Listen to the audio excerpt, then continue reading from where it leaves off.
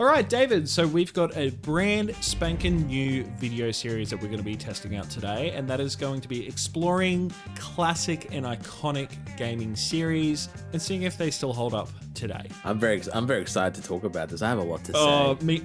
Or maybe not. We'll see. We'll see. But we'll see. Well, welcome everyone. So this episode is going to be looking at Assassin's Creed 1, which came out in 2007, and we're just going to be talking about it. We've both played it a little bit this week, and yeah, we just wanted to share our thoughts and opinions on it, and ultimately decide at the end of this video whether it still holds up today. So this is going to be kind of like a small series, so we're going to be looking at Assassin's Creed 1, and we're also going to be covering the Ezio Trilogy over the coming weeks as well. So if you're interested in hearing more about that, make sure you subscribe, like this video, and all of that other YouTube shit, honestly. You know, I'm something of a YouTuber myself. Oh.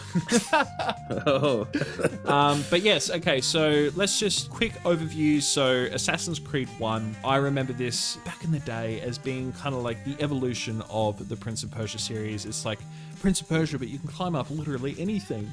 And it's a very long-running series. Obviously, games are still coming out today, regardless of the reception. Let it die. Yeah, just let it die. Stop milking it. So yeah, so I was really curious to just explore and talk about the origin of the series. So yeah, I guess I'm curious to hear your thoughts. That's Assassin's Creed Origins. That's in Egypt. Oh fuck! I'm sorry. Okay, so Assassin's Creed. That's it. Original one. Just Assassin's Creed. Just Assassin's Creed. No subtitle or whatever. So yeah. So what do you think about this game, David? Well, you know, I agree with what you're saying with the reason what drew me to this game almost 20 years ago now, if you think about it. It's actually crazy that they said it out loud. Is it really did remind me a lot of the Prince of Persia series, which I famously loved as a kid. And when I first saw the E3 trailer, I was just mind blown. I was like, dude, this is so cool. I can do parkour in a video game. He's got a hidden blade. Oh my god, this is like it blew the mind of like 12-year-old me. When I saw it, I was like, this reminds me a lot of Prince of Persia, but you know, it's very different, which intrigued my interest. And yeah. It was my 13th birthday, and my older brother bought me a copy of Assassin's Creed. And I popped that bad boy into my Xbox 360. Yeah. And it blew my mind. It really did blow my mind. It blew your mind and it blew your Xbox. It was that good of a game. It's Prince of Persia on steroids. Red Ring of Death. And I just remember just how I'd never played a game like this before. The way the story was told, the setting, the modern day setting, the ancient setting, the different cities, the mechanics. Yeah. I honestly didn't understand the story when I first played it. It took a few times for me replaying it throughout the years to understand it fully and get my grasp on it. Yeah. It's interesting. It's interesting that you say that, because I would actually say that, you know, this could just be my opinion here, but I think the thing that defines that game and ultimately the rest of the series was its innovation with its gameplay, but not necessarily so much in this game specifically, I guess, is its story. Like, I actually felt like the structure of the story was quite formulaic. You're basically just like, all right, I'm an assassin. I've got to go hunt down a target, and it's in 1/3 of this city of one of 3 cities. So it's like rinse and repeat that like 9 fucking times. Yeah. And then it's like, oh, wow, here's this crazy out of nowhere, like piece of Eden fucking mind-blowing story. So it's like 90% of the story is just the most generic shit ever. And then out of nowhere, it's like I've been abducted by an alien and they're inserting imagery into my mind. Yeah, honestly, I was just like, I'm an assassin. That's all I care about. Yeah, that's so fair. When I first played, I'm jumping off buildings and shit. Yeah, I'm thinking I'm doing a leap of faith here. So when we decided to do this, I was very excited to revisit this game because I have a lot of fond memories on it, and I wanted to see obviously if it was rose-tinted glasses. I obviously have it on PC. Shout out to you, play. I fucking hate you. You're oh my god, you play so fucking worst. I feel like I have cancer. I feel like it's taken 10 years off my life. It took me 30 to 45 minutes to get the application to work. Then I could download the game and then play it. Oh my god. The leading cause of death for gamers is Uplay. It's higher than cholesterol and diabetes. Consult your local GP. And yeah, replaying it, it's very, watching it and playing it, it was very ambitious for its time, because it was a brand new IP for Ubisoft, and it really shows the glory days of what Ubisoft wanted to do.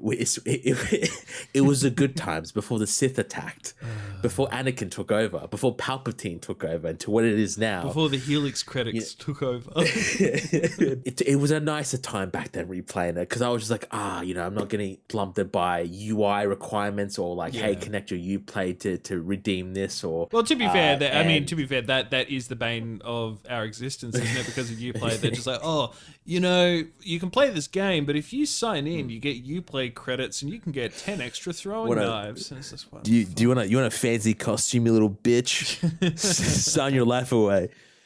And replaying it was really nice trip down memory lane, especially with obviously the story and how a bit wacky it can be at sometimes. Yeah. But it really did feel, when I was replaying it, the repetitiveness did kind of sink in very early on when I was playing it. Yeah.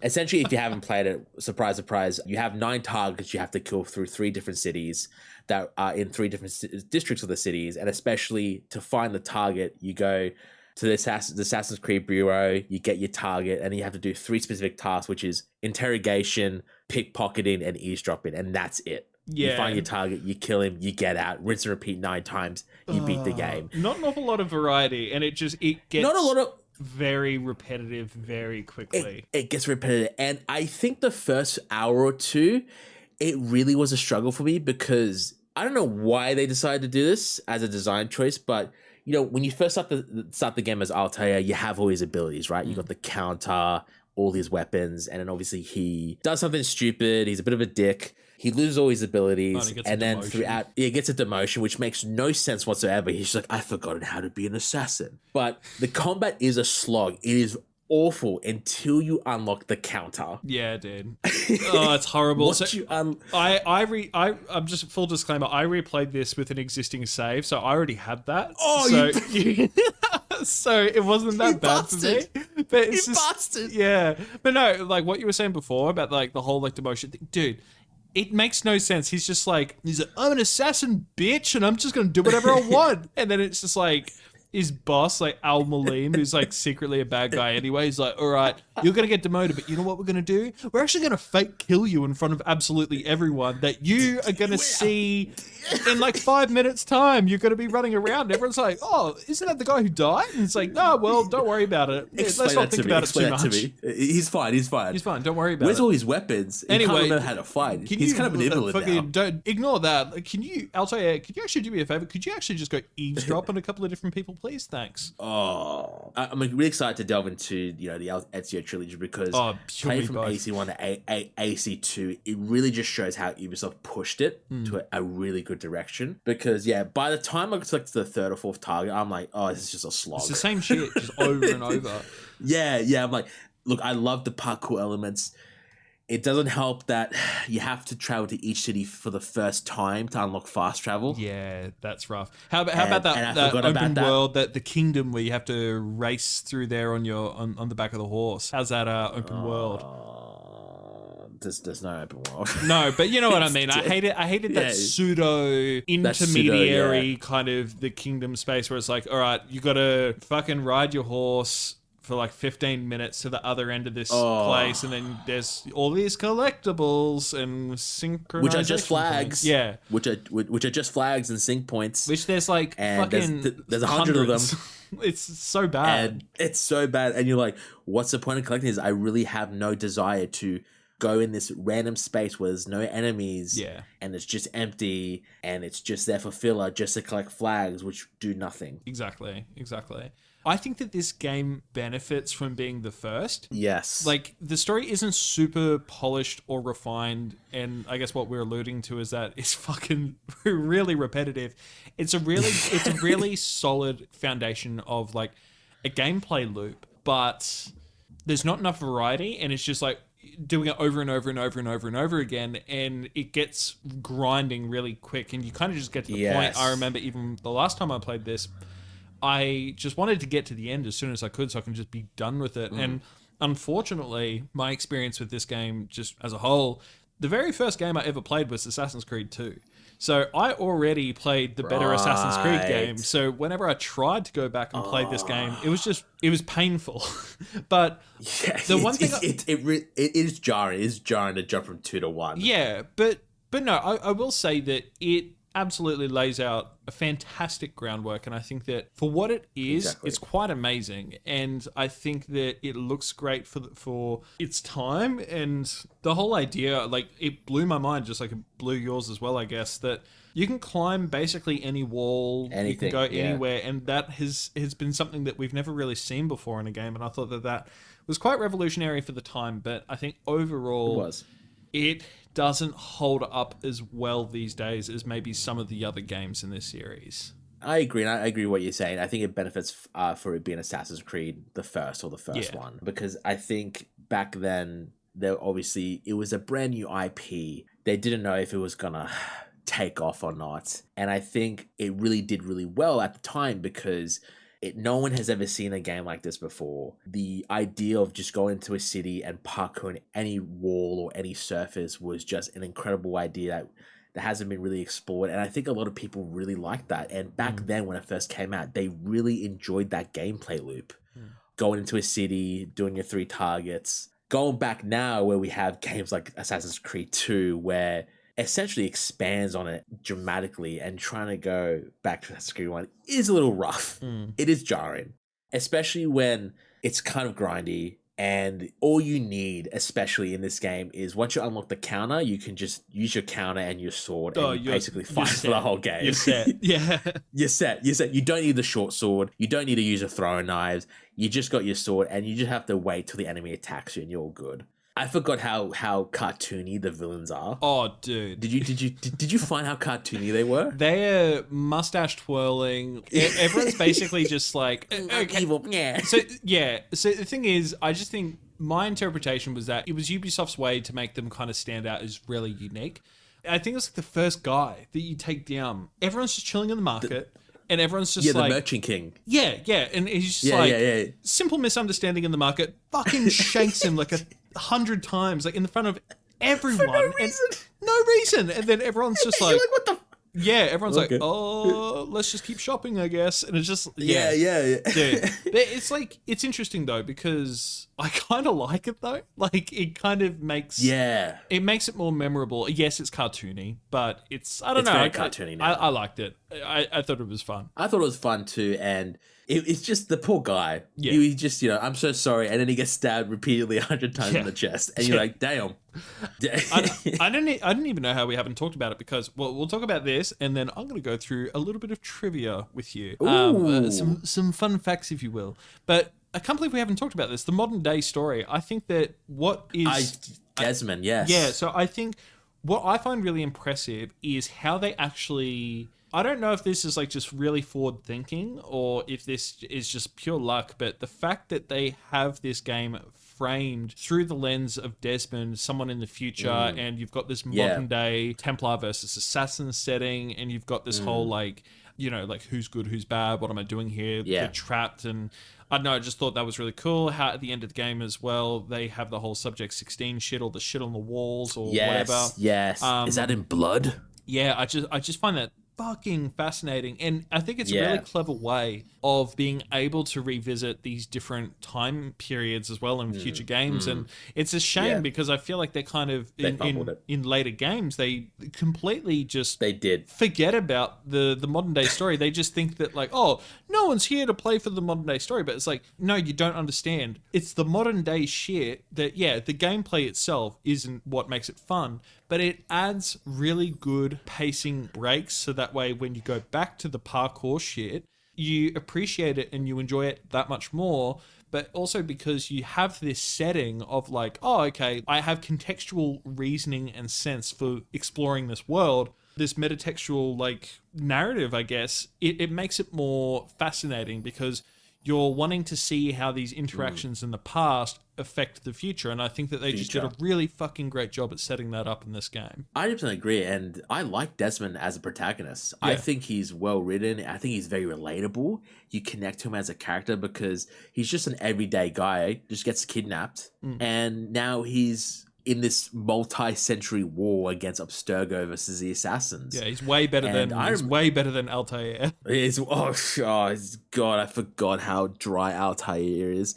And why does he have an American accent? Yeah, I know. It's just Desmond, basically. Yeah, it's just an American Desmond. And you think maybe, they did it for translation, but then why do the characters that Altair interact with? Dude, literally everyone else has an accent. Literally everyone. Everyone else has this, obviously, a very Middle Eastern, or I guess you could say Arabic accent. Yeah. But he's the only American. And I think it really pays tribute to Trump's American. I'll go over this bit.